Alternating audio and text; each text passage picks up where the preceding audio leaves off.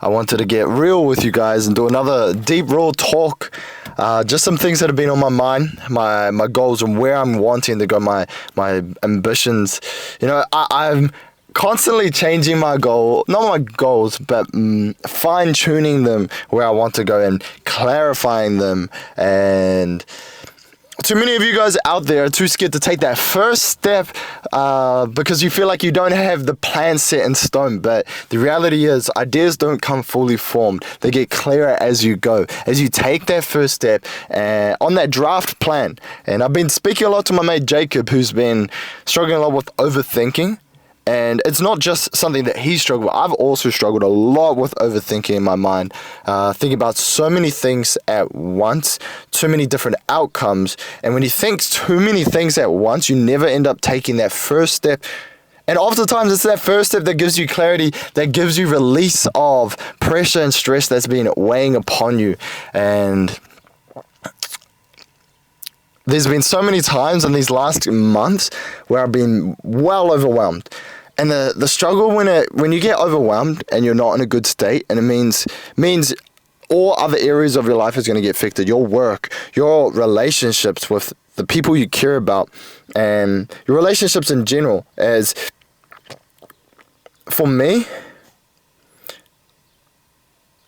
I've let oftentimes my mood dictate how I'm going to react with the people that are near me most. And oftentimes my struggles with my relationships, especially with those closest with me, is the ones that I get the most frustrated, especially with my mum. And it's been on my mind a lot, but these last couple months I've been really working on myself and leveling up. And I'm excited because a lot of stress that was placed upon me because I didn't have much of a clear picture of where I'm going has been released, and it's a good feeling. It's like I've been unhooked of such. And what I'm talking about is specifically my direction with training. It's a big part of me and who I am. I see myself as an athlete, right? I currently used to be an 83 kilo power lifter, because currently I'm bulking. Now, I want to touch on that though, because for the last little while, I haven't really been enjoying training that much. I've seen it as chores. But there was a stage where I really, really enjoyed training. Every single session, I looked forward to it, and I was excited, and I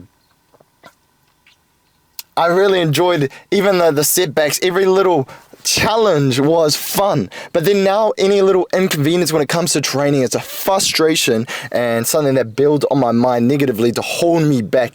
And one of the biggest things of this deep reflection that I've done on these last couple of months on why I even got into the training or why I was doing it, because a big thing is whatever you do regularly, always ask yourself why. If you don't know the why behind it, you're going to be wasting a lot of time and it can lead to a lot of frustration. But if you do know the why, it's going to give you a lot of clarity, and you can actually channel that emotional why behind it. And for me, one of the big reasons why I got into training was I wanted to get bigger and stronger, the biggest and strongest in actual fact. And I really enjoyed the training, lifting heavy and seeing progress, finishing on a pump, that feeling of my muscles feeling tight after a fat training session, and I've just done spam curled bicep curls to failure, or pull-ups or chin-ups, whatever it may be. It's that feeling, and then afterwards of a good gym session, that natural dopamine is on another level. Especially when you have dopamine and you know you've gotten work done that you should be getting done. It's another level, bro. It's especially when I think back to when I was training at the Uniwec and the drive home after good training sessions. And all good training sessions is just when you give all your effort and you're following the systems and the things that you know you should be getting done, and you're ticking those boxes and you gave all the effort you could on that day. Bro, that feeling after like a training like that is unmatched. It's probably one of the top tier best feelings ever. As I used to drive home, the sun would be setting oftentimes, and I'd be listening to chill music. It was a vibe. And those were the training sessions I missed. But over the years, I started to find myself losing what was the big driver for me when it came to into the gym and my training sessions, and that was to be the biggest and strongest. And what started to take over was my feeling of wanting to be approved by others, validated by others, and that came to be done by status, not on social media, but more so status when it came to competition rankings. And for me, being in the 83 kilo weight class, I wanted to be as competitive as I could be. Rank number 1. That's what I was striving for. And that competition was what drove me at first, especially in New Zealand. But then once I beat all the competition in New Zealand, didn't really have any there, I would always look for bigger feats, such as world records. And I remember I broke a world record, 290 kilo deadlift in 2022. And then I was like, all right, world champ. I was a world champ in 2023. But the thing is, I wasn't even fulfilled after I achieved that first place, and I was seeking validation, right, from other people, and that's why I wanted to be number 1. But then when I got that gold, you know what frustrated me most was the fact that I didn't actually beat a new deadlift or comp deadlift PR, and I stuffed up my second attempt because I was overthinking about trying to lift it as quick as I could, and that caused me to stuff it up, and I had to redo my last attempt, 285 kilos. And I really wanted to hit 300 kilo that deadlift because I had hit it in the gym like 8 months earlier for the first time when I was 17, but I hadn't hit it on comp, and I injured it when I tried to attempt it early in the year. But when it came to the world stage, I just wanted to hit that on the world stage. That would have been amazing feat, and that's what I had in my mind. It wasn't to be that number 1, but it was actually to have that 300 kilo deadlift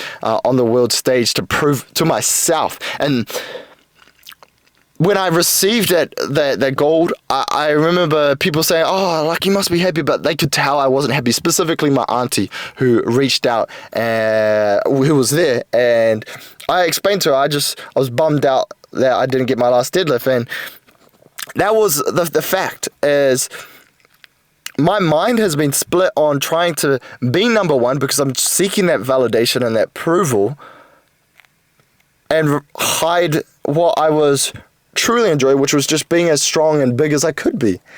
And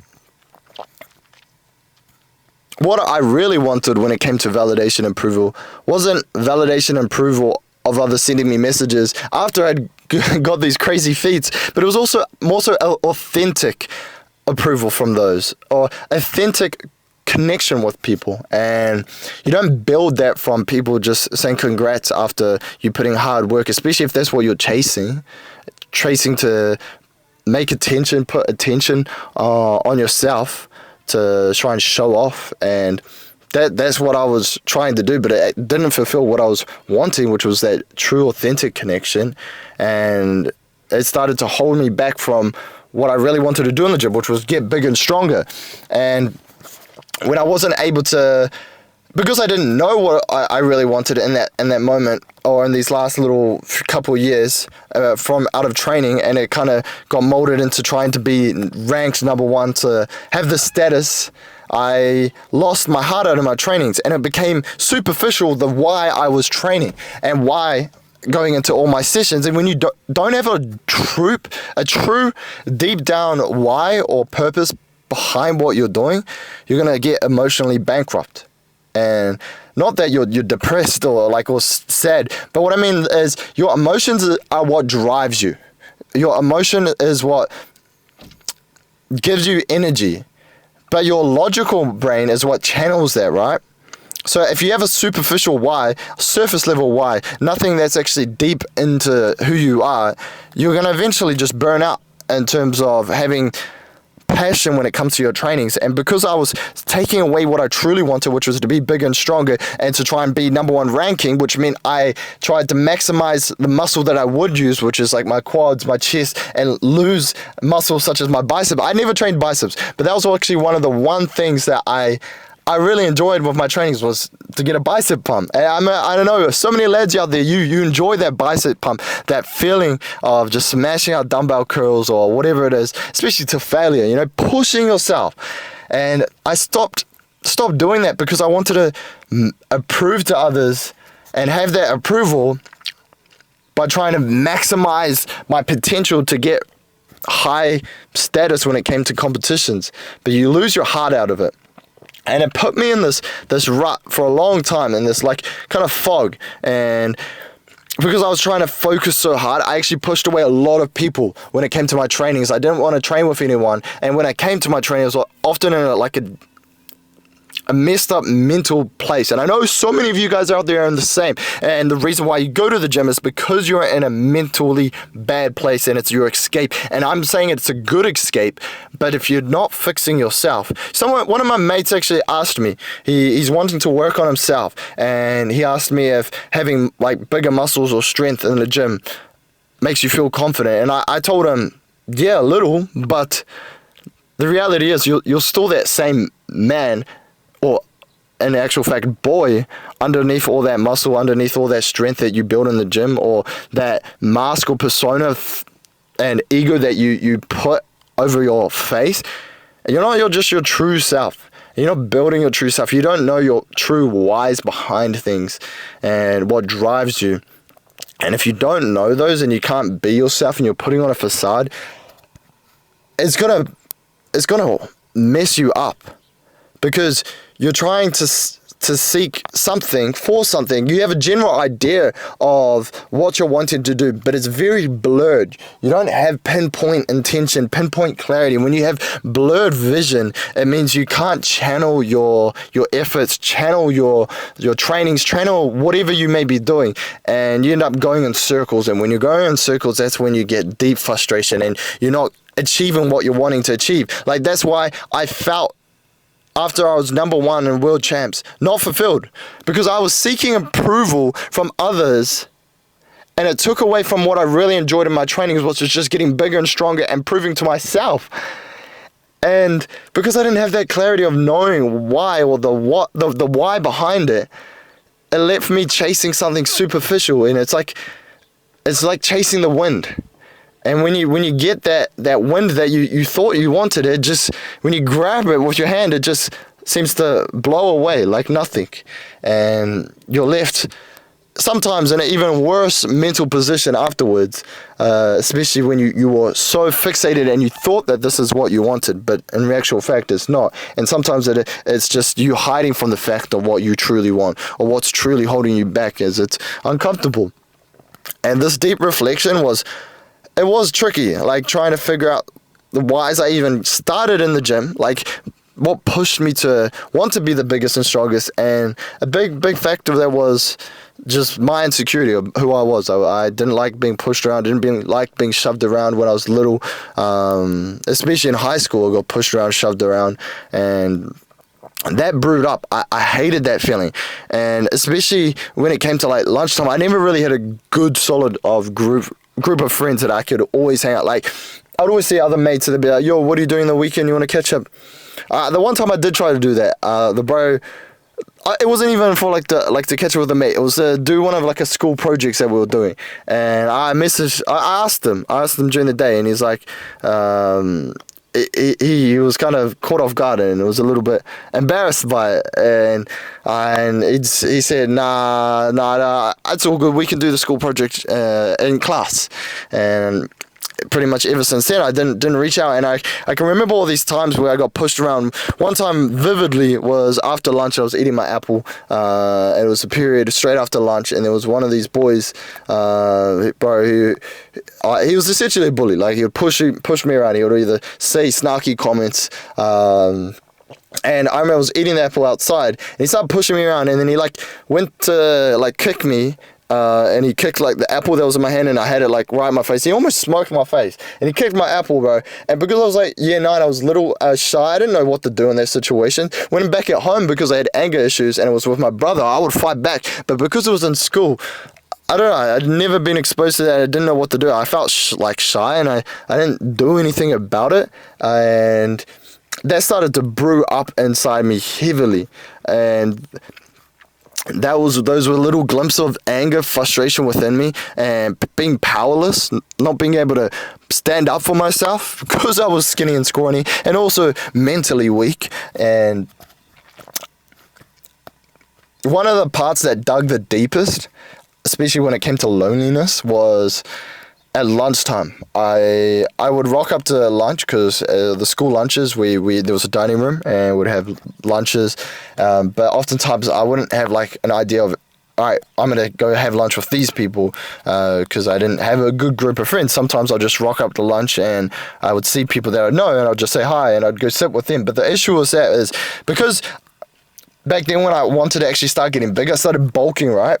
And I would have massive plates when I was eating. But I would sit down with these group of people, but because I had such a big plate of food and I was sitting next to people who had just puny little meals of food, and half the time they didn't even finish it because they didn't like it and they would just get Uber Eats, and I'd be out here sitting with my massive food, munching it back, and it would take significantly longer, and oftentimes everyone else would be finishing their meal and they'd wait for all their group of friends, everyone in that group to finish their meal. They'd stand up after they'd finished their meal, walk off, and I'd just be left alone, just sitting there munching back my food alone. And that's when like the deepest feelings of loneliness and frustration set in.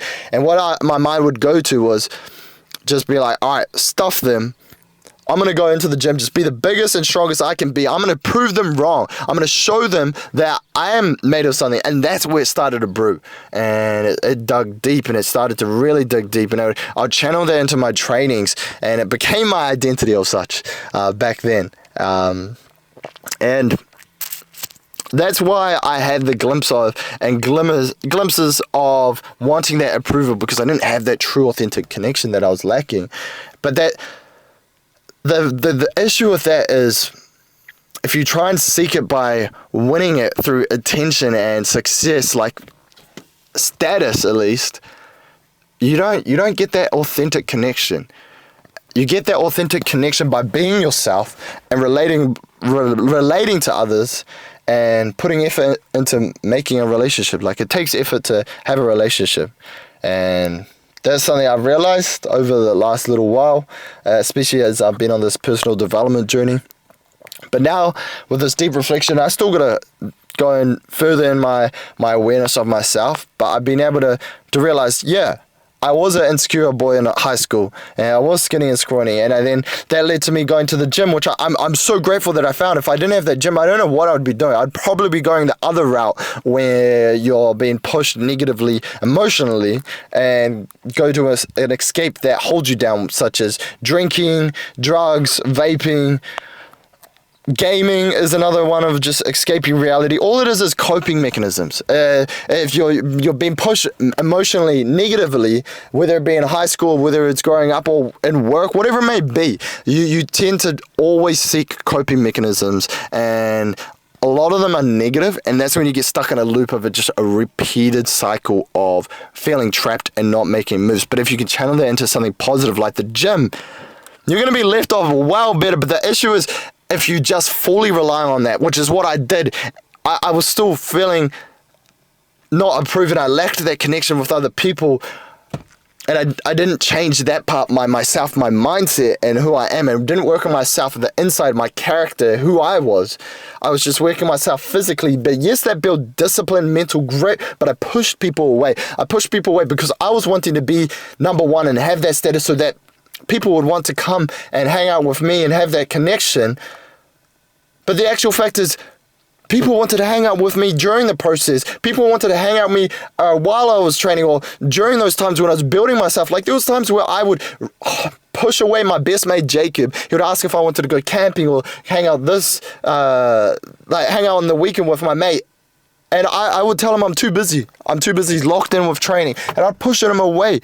Because I was so fixated on trying to be number one and have that status so that people would come back to me. But in actual fact, people were coming to me, and people probably are coming to you. Opportunities are coming to you. But maybe you're fixated on achieving what you really want, but in the wrong manner. Like, you have to be clear on the goal, but flexible in the process is something that I've started to really realize. And the perfect example was this the other day with my mum. I've been really trying to help her with her weight loss. It's something she's battling. And over these years, I've come to realize she's just as emotional as I am, because she's a human. So she goes through struggles. She has these little doubts in her mind, but so do I, and so do you. When you realize that, and you can come to understanding of that, I think that's where true growth brews when it comes to yourself, or your relationships, and your social skills. It's so vital in growth as social skills and community. Humans are social creatures, and when you try and take that part away of your human nature, you're just going to be fixated and stuck with an issue, stuck with a feeling of a void of such. It's like telling someone, it's like you naturally know that you need to eat food, but if you just try and tell yourself and avoid the fact that you need food, it's not going to go away. It's still going to be there, that feeling of needing for food. And you just try pushing it away and avoiding it is, if anything, just going to make things drastically worse. And it's not until you hit rock bottom, till you starve yourself, do you realize that I actually do need food. I actually do need to get nutrition and lock in. Sometimes it takes a tough realization, and that's that journey for me of being in that low, isolated place and down. It's taken a long time, but we're getting there. We're improving ourselves. We're working ourselves. And when I've been attempting to work with my mum with weight loss, it's been frustrating, because for me, I'm just like, do it now. I can do it now. It's easy for me to do it. And I struggle to see that she wants to lose weight, but she doesn't want to implement the steps to lose weight, such as weighing yourself every single day and tracking your food, logging your food. And I used to ask her, check up on her every single day, because I live with her. And she used to get frustrated, and I would get frustrated, because I'm like, why are you getting frustrated? I'm trying to help you. I want to help you. And I didn't understand that. Don't you want to help yourself and lose weight as well? I didn't understand what was going wrong, and I was frustrated, and led to a lot of frustration. And then eventually I sat down, and I was able to calm myself down, because old me, I would lose my temper, and I wouldn't understand. But I've been able to calm myself down drastically. I didn't actually elevate my voice, but I felt tension, I felt frustration, and I was able to actually hear her out. And what I was attempting to do, because I know empathy and sympathy as well as understanding is vital when it comes to relationships and communication, I genuinely attempted to try and understand and put myself in her shoes. It was tricky. It was hard, especially when you were feeling that tension, that frustration in yourself. But I was able to do that. And when she mentioned that she constantly felt pressure, as if she was always on guard and had to always be on guard, because after work I would ask her, and she'd already be stressed out from work, I'd ask her, how did the tracking go? And she'd feel guilty if she hadn't done it, and it would just add pressure, and that pressure would build up. And I then thought to myself that, you know what, sometimes when I'm working at Domino's, and when the boss is there, you kind of step up your game consciously, because you're always trying to put on a show, not a show, but show that you're at the standard, and you have that pressure. And if you consciously feel as if the boss is there and has that pressure on you, you're going to feel stressed, especially if you're already stressed out after something that's happened early in the day, and then the boss rocks up. You're going to feel even more stressed, like you can't even catch a break. And that's what I thought of and imagined when my mum was explaining it. And you know what, I was like, I wouldn't want to be on guard 24/7 either, especially after work or on my breaks, where I want to just relax and try and let go of tension or stress, other stress from work. And it was that understanding that led to me to have such a productive conversation with her and move forward. And I realized, and I thought back, when we were having this conversation and she was explaining it to me, I started to recall certain aspects and principles in these books I've been reading. And one of them of such was in the Human Nature book, and how good intentions don't always equal good outcomes. And it's almost irrelevant if you have a good intention, if you're not weighing up the consequences, because you can have the greatest intention but have the complete opposite outcome of what you want, and actually put yourself or others in a worse situation. And what I recalled was, in the book, Human Nature uses an example of the British when they were ruling over India, and they were trying to get rid of all the dangerous snakes that were slithering around, and they put up a reward system for anyone that brings in a snake, that they will get a reward or a incentive, and it worked, and people started bringing them in. But then the Indians caught on and started to breed the snakes, so then they could bring more in, and then when the British found out about that, they took away the incentive, but by the end of it, they were left with more snakes than they started out with. And they had the right intention, but they didn't weigh up the complex consequences, which led to a negative and worse outcome. And it's like me, for example, I have good intentions of helping my mum, but if I'm not flexible in my process, trying to find the process and understanding for her, I can end up putting her in a worse outcome. And maybe I could have been the reason, one of the big reasons why she never is able to execute weight loss. And you got to think about this and apply this into your own life. How many times have you had good intention? You have good intentions to help someone or do something, but then you're frustrated when you can't execute it, or the other person doesn't want to, it seems as if they don't want to do it, and you're built with this tension, this conflict, and you got to realize you are controlling yourself. Your outer world is a reflection of your inner world, and that was the perfect example, or at least for me, that shows that to be true.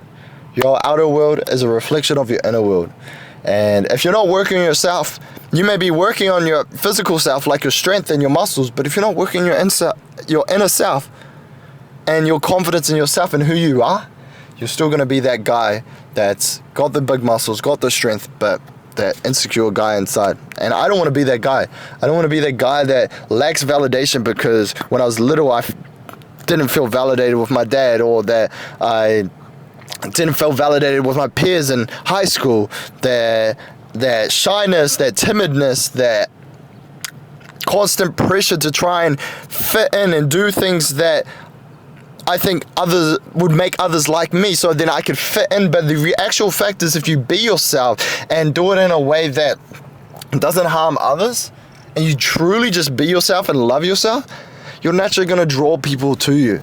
And that's me doing that right here, right now, is me being myself and just talking off the top of my head. I didn't have a script to this. I didn't have a bullet points that I was going to think. I had an idea of what I was going to speak, but I just spoke raw off the top of my head, and I want to get better at speaking. You guys know it. I want to get better at speaking, so I'm going to do it. And I'm facing my fears. And I want to actually share a little bit of a fear for you lads out there. Of something I overcame. It was a big win for me. It's kind of small, and it might be stupid, but like, you know, we're getting better and better as I'm working on myself, where it's making moves to step out of our comfort zone. Is when I was coming back from overseas, this was over a month ago, we were in Dallas, and we're walking up to the counter, Fiji Airways, and there was a girl there. She was pretty attractive, I can't lie, and I knew her instantly, and we started doing our bag check, lining up to do our checking for our bags. I was like, low-key, I was hoping that she would come in our line, or like we would be in the same line as her. We actually didn't. We get to go on the one next to her, but I was still able to talk to her. I was still asking her questions because, she came over to us because she must have been like a manager or something. I don't know, something high up. But I was talking to her a little bit, just asking where she's from, like her name, little basic things to get a hint. But normal me, old me, you would just hope for a miracle that they would be interested in me and would reach out to me. But like, the actual fact, man, is if you be yourself and you take that first step, it doesn't matter if it doesn't work out, but you build that courage, that confidence in yourself, and that's what we did. Normally, we'd just do nothing, but I went out of my comfort zone, and I asked her if she had Instagram. She said, yeah, and I was like, can I get it? And then I got her Instagram, and we started talking, but then I fumbled the bag later on. But the moral of the story is we made those first moves, and that first step, as I started when I was talking about, is taking that first step, you gain clarity, and that first step, I gained clarity, and courage to do that for the next time, and I'm gonna do that for the next time. And I say this as a lad, you know, who's working on my own self, my confidence in being myself, and we're gonna get there, boys. We're gonna get there, and I want you guys to get there too. And I share these stories because I know they're relatable. They're relatable to a lot of you lads out there, because, and I say it because I want you guys going through the same struggles or the same shyness or the same feelings that I go through the same shit.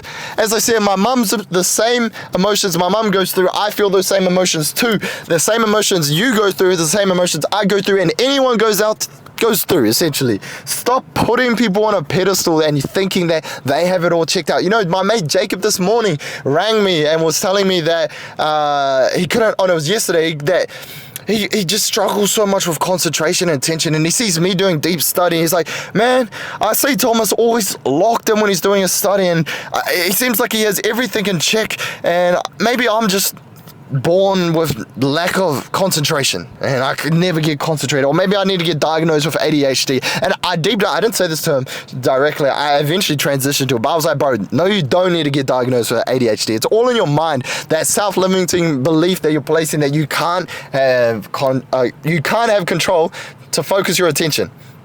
Because the actual fact is, I can do some sort of deep study now, but before it was not like that. I didn't have that deep study that I could lock in and focus on, and actually get heaps of things that I'm wanting to get done. I used to my mind used to drift heaps, and I used to think the same as Jacob. It'd be like, damn, there's other people getting concentration like locked in and focused, and I just can't seem to crack the code. Maybe I'm just not good at attention, good at focus. But the actual fact is, you got to learn systems. I asked Jacob, what did you do about it in terms of finding out how to focus in and learn your study and get your study done, deep study? And he said, I didn't really do anything about it. And that's the issue, is when you got a problem, what are you doing about it? Are you asking why and how questions, things that puzzle you? And if you're not, and you're just sticking with it, then that's why it's stuck with you, because you're sticking with it. You're holding that idea and you're not moving forward. And when I started getting frustrated that I couldn't focus my attention, what did I do? I went online, watched some YouTube videos on how to focus my attention. And then I started implementing some of the principles. I found a couple that worked for me, and now I do them. And then I started looking more at and learning from others. And now I do more of them, and I can find my own technique and way that helps me the best to get what I need to get done. And that's what I want you guys to know, is those same frustrations that you go through, I have gone through in some way or form, in terms of the emotions that you feel.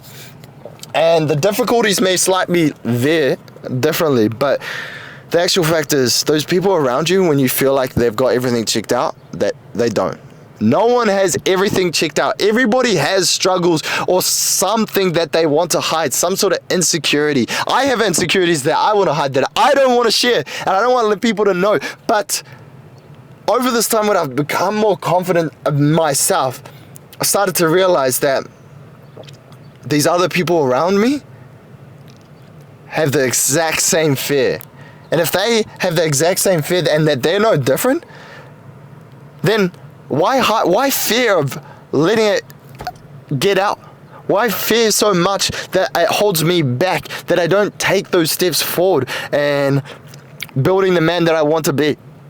It's retarded. It's stupid. It's like those guys that you see that likely diss you are the ones that wish that their things that they are insecure don't get proved out or don't get pointed out. And when you realize that, and you stop putting people on a pedestal, and you stop putting such a high importance on these things and trying to fit in, and you can be yourself, bro, it's that confidence, that feeling of releasing it's unmatched, man.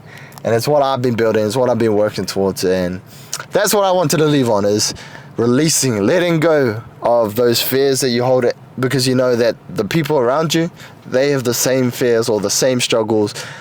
And the issue is people think that no one else is going through the same struggle, that's why they don't share it. But no one knows that because you're not sharing it. And that's why I want to share this with points like these. Share any other points. And I've gone through a lot of struggles, so if you guys have any questions about maybe a struggle that you're going through, check it in the comments. And I can look to make a video about it, diving deeper, breaking into it, and giving some insights of something similar. As I mentioned with my mum when I was talking to her, and she explained why she didn't feel like she didn't enjoy or got frustrated when I started to check up on her constantly, and I was able to relate that to a similar experience or similar thought for me. I gained understanding, and that's what you got to do with when it comes to empathy. That's what you got to do. Is just, it might not be the exact same situation or struggle or whatever it may be, but you can relate to some sort of experience of such something. And if not, just imagine it. Imagine that. But I'm going to leave you guys on that one. If you haven't already, hit that subscribe. But we're building, man. We're building our mentality, building our focus. Maybe this video was a bit of a ramble, but I don't care. I spoke it, I did it, it's done. And that's one thing I needed to get done today. And I took that first step. So you guys got to take that first step. It's so easy to take the first step and then the next step comes. But when you start thinking about the 1,000 steps you got to take, you get overwhelmed and never get anything done. So know the idea, know the goal, end goal, but be flexible in the process and take it one step at a time. And you will get there to your destination. Yes, sir.